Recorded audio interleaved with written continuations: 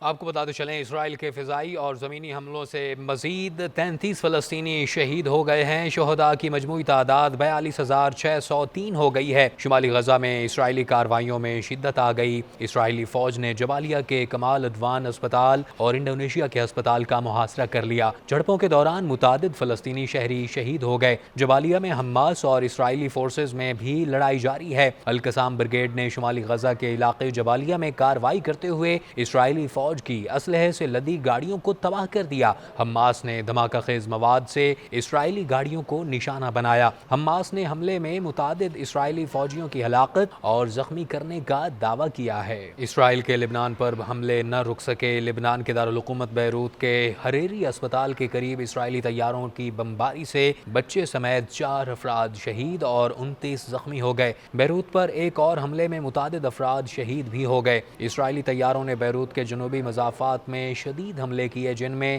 لیلکا، bilge البرجنہ، الجاموس، الاوزعی اور الجناح کے علاقوں میں رہائشی عمارتوں کو نشانہ بنایا گیا۔ حملوں سے تباہ شدہ عمارتوں کے ملبے تلے متعدد افراد دب گئے۔ اسرائیل کی جانب سے مشرقی لبنان کے شہر بقا، بالبق اور حزین قصبے پر بھی بمباری کی گئی ہے۔ جنوبی لبنان کے قصبوں اور رمیہ اور حنین پر بھی بمباری کی گئی۔ بیروت کے جنوبی علاقے پر حملوں کی تعداد 11 تک پہنچ گئی ہے، جس میں اداروں، مالیاتی انجمنوں اور اقتصادی مراکز کو نشانہ بنایا گیا۔ حالیہ جنگ میں اب تک لبنانی شہداء کی کل تعداد 2,464 ہو گئی، جبکہ 11,530 افراد زخمی بھی ہوئے۔ اسرائیل نے 5 قیدیوں کے بدلے غزہ میں 2 ہفتوں کی جنگ بندی کی نئی تجویز دے دی ہے۔ اسرائیلی کابینہ میں نیا معاہدہ پیش کر دیا گیا، تاہم اسرائیلی کابینہ نئی تجویز پر متفق نہ ہو سکی۔ معاہدے میں اسرائیل اور حماس کے درمیان قیدیوں کے تبادلے کے سمجھوتے کی تجویز شامل ہے۔ اسرائیلی وزیر دفاع اور وزیر خارجہ اور وزیر انصاف نے اس تجویز کی حمایت کی، جبکہ وزیر خزانہ اور قومی سلامتی کے وزیر کی جانب سے اس تجویز کی مخالفت سامنے آئی ہے۔ اس موقع پر شاہ باغ کے سربراہ کا کہنا تھا کہ مذاکرات کو دوبارہ زندہ کرنے کا موقع ہے۔